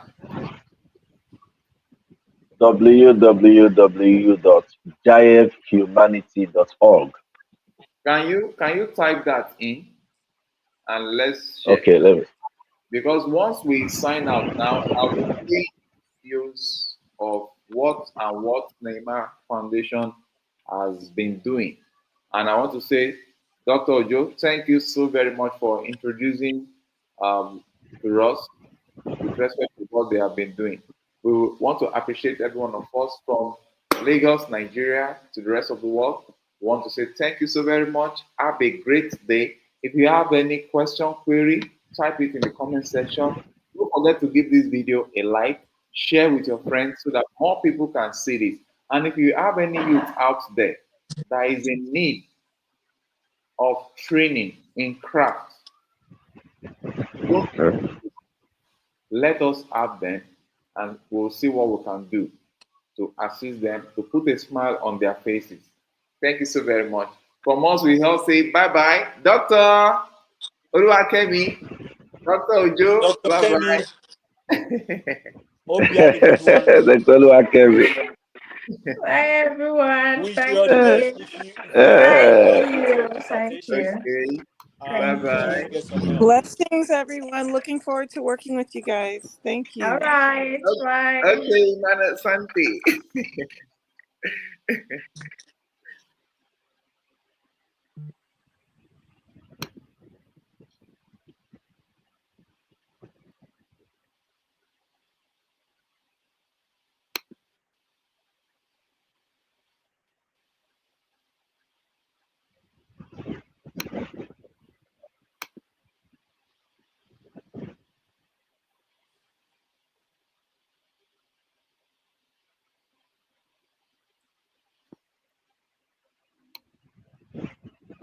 I left our website on the bottom for you too, sir. Thank you.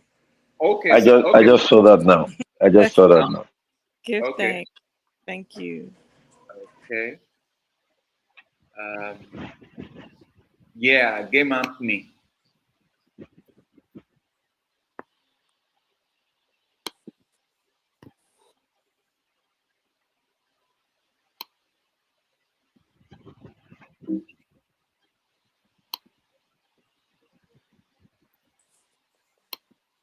Ah, Game Up has an app.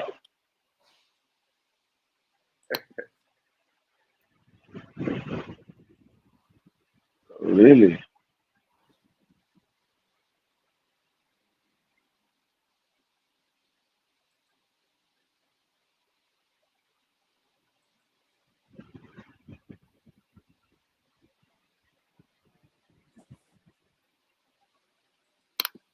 Okay, that's the website for Nehemiah's Foundation. So I'm putting up the website for Game Anthony.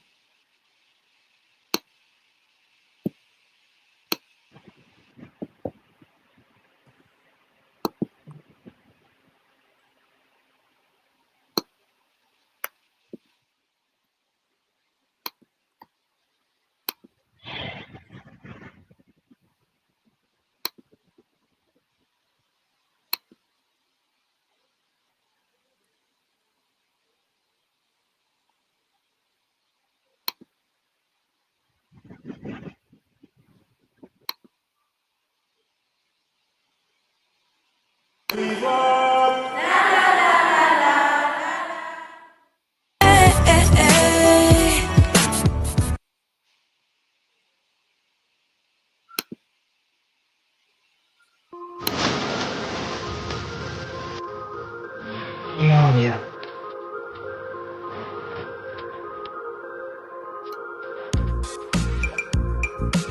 Months after the successful conclusion of the inter-secondary school debate themed The Power of the Mind, a special ceremony was held to celebrate outstanding achievements and recognize those who contributed significantly to the success of the event.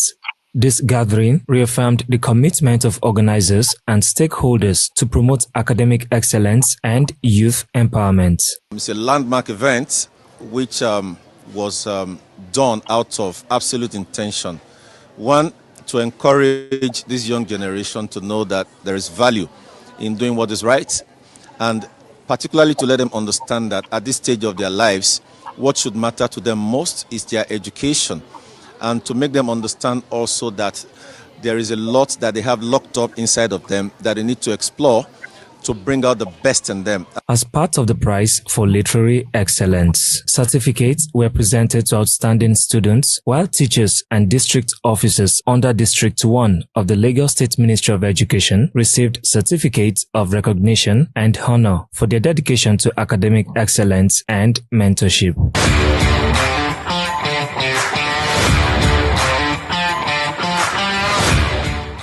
I really want to thank GF's Nairobi Prestigious Foundation for the opportunity to be able to express ourselves, our mind, our emotions, speaking with different people. When you're in your school, you really don't know who you are, but meeting people like this, I'm really excited, and I want to say a very big thank you to them. I'm so happy to receive the certificates of recognition. I'm also the mentorship program that is promised to our students. It is a very, very good step.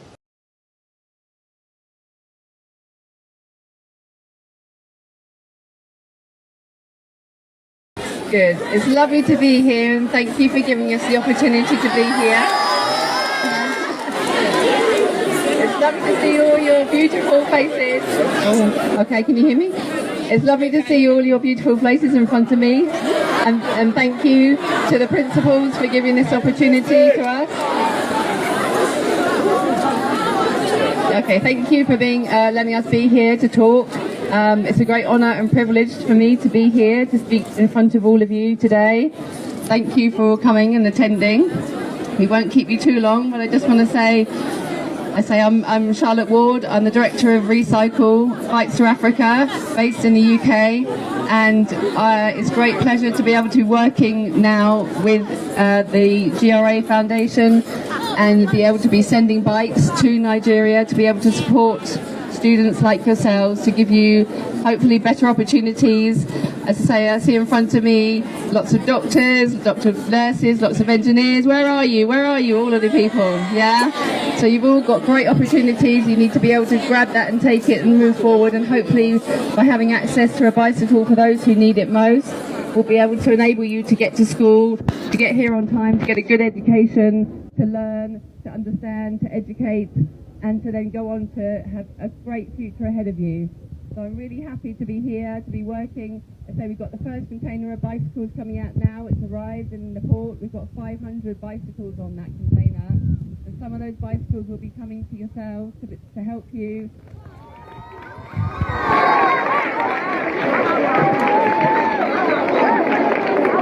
So hopefully when I come back here in a year's time or 2 years' time or 3 years' time, I'll be able to see you and meet you and talk to you and see how those bikes have helped you. And I look forward to that. So thank you very much. It's great to be here, and I hope to see you again very soon.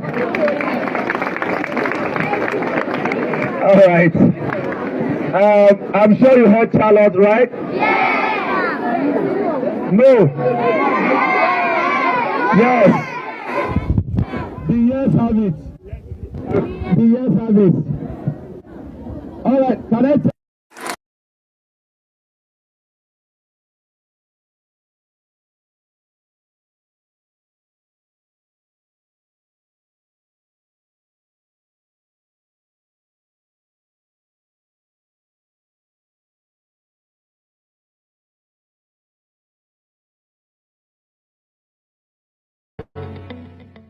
In a bid to motivate students and encourage them to strive for academic excellence, the Nehemiah Protege Foundation has taken the responsibility of organizing inter-secondary school debates annually. This year's edition has its theme, The Power of the Mind. The organizers, Joseph Adewale Youth Empowerment and Nehemiah Protege Foundation, says about 12 schools successfully participated in the competition. With this competition among schools, it's a time to make them to bring out their worth. The pursuit of us by this generation should not be guided by ethical principles, but whatever it takes to succeed. Now, the pursuit of us simply means the act of striving to acquire money, assets, or prosperity, while ethical principles and moral values, honesty, respect, fairness, that guide our actions and decisions. Are we animals? Which life are we living? I still stand firm on my argument that the pursuit of wealth should be guided by our ethical principles. I hope I've been able to drive it through the sea of wisdom, that the pursuit of our wealth should be guided by our ethical principles. I take my vow. Thank you. The event is also aimed at cultivating confidence, enhancement of public speaking skills, foster healthy competition, encourage research, and instill a sense of self-worth in public school students. From the feedback we got, we saw that there's a lot of potential amongst our children that are still hidden. And we felt that let's provide a platform through which they'll be able to exhibit their talent. I believe that you should have confidence in yourself. Be bold, be brave, and you can do anything you want to do. Started as a small fellowship. When I say fellowship, I mean we bring young people together, youth, teenagers, and we have a kind of a boot camp for them where we talk to them about the things that matters. I think the organizer really did a very good job educating and impacting the teenagers, the students through debates, and also trying to bring out the best in them through public speaking. And the winner is Girls Junior High School. Damn it. Year 1 Junior High School, second position.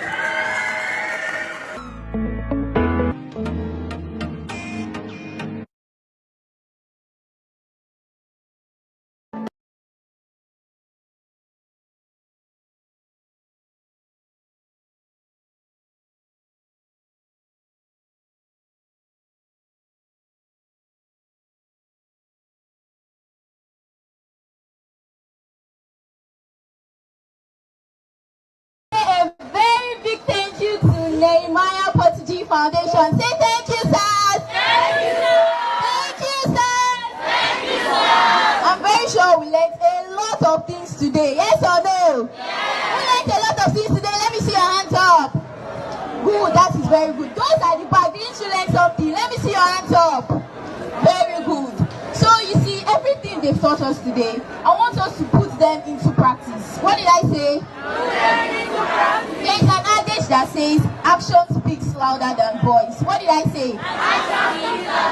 Everybody's here today. I am not the one. Let's take it into practice. We said something about examination malpractice, that we won't be involved in examination malpractice. Okay, today we are going to write our first periodic test. Let us take that into practice today. Anytime you see your friends partaking in examination malpractice, do not engage in it. You are not one of them. Be exempted from examination malpractice. That is one. Another one. We are here because we are punctual. Those who are still on the road, the latecomers, they missed a lot of things. Yes or no? Everything we've learned today, they missed a lot of things. By the time you are narrating what you've learned to them today, it won't be as the way he said it. Yes or no? There is going to be this ginger, the thing you've got from him. When you are narrating it to your friends, it's not going to be like that. So we learn to come to school. Learn to come to school. We are not just going to learn to come. We are not just going to say we are going to come to school early, but we are going to practice it. We are going to practice it. We are going to practice it. We are going to put it into action. We are going to put it into action. My chemistry teacher is always complaining about guys that has long time. She usually say this thing. When you go to a hospital,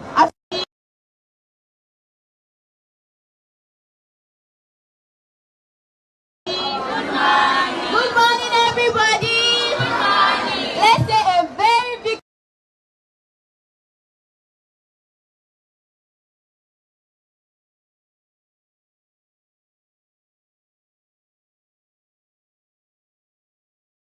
to Mr. Mustafa Adinoyi Sulaiman, also known as Musti Adinoyi, CEO of Emrose Adinoyi Production, in acknowledgement of his philanthropic service and contributions to humanity. This certificate is proudly presented to Musti Adinoyi in recognition of your contribution to the advancement of humanity and for your philanthropic service to the nation through the many lives that has been raised by your hands. Given this 26th day of September 2025. Congratulations. The event was organized by the Nehemiah Protege Foundation in partnership with the Joseph Adewale Youth Empowerment Foundation. Continuing Toughness.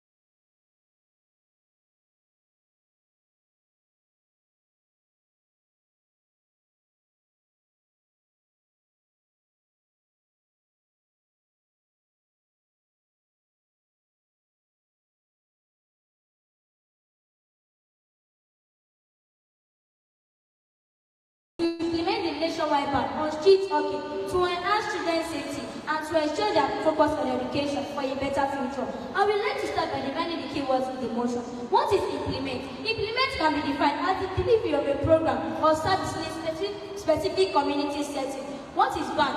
Ban means an official prohibition or order that forbids something. What is enhance? Enhance means to improve something's quality, value, or attractiveness. What is education? Education is the process of learning and acquiring knowledge, skills, and understanding Firstly, based on the United Nations Children Fund UNICEF website, over 10.5 million children are out of school in Nigeria, which is the highest rate globally. Nonetheless, 14.7% are said to be out of school in Nigeria. Nonetheless, 14.7% are said to be girls in 2014 and have never set foot in school. Rather, they engage in working. Though the country is experiencing a deficit in educational infrastructure, other parents, particularly the northern region, prefer their children to engage in working rather than being in school. Secondly, the opposite behaviors of some parents have shown and exposed children's life to jeopardy. Undoubtedly, street working has humongous implications for children's physical and emotional well-being. It has, however, exposed them to sexual abuse, death, malnourishment, vehicle accidents, drug and substance abuse, prostitution, and so on. Arguments for banning street hawking. 1. Safety concern. Street hawking can pose significant risks to both hawkers and motorists. The presence of vendors on busy road can cause accidents and at times lead to death. Better alternative for banning street hawking in Nigeria. Training and education. Offer training program for street hawkers. Training and education. Offer training program for street hawkers on business management, food safety, and customer service to improve the quality of their offering and to enhance their business skills. In other words, at the commemoration of the World Women's Day, I want to implore as well as draw the attention of the federal government to the need to implement the act prohibiting children hawking as part of efforts to bring an end against violence in Nigeria. Nigeria is a signatory to the United Nations 1989 United Nations on the right of the child, which was established to protect children from any activity which negatively affect their health. Importance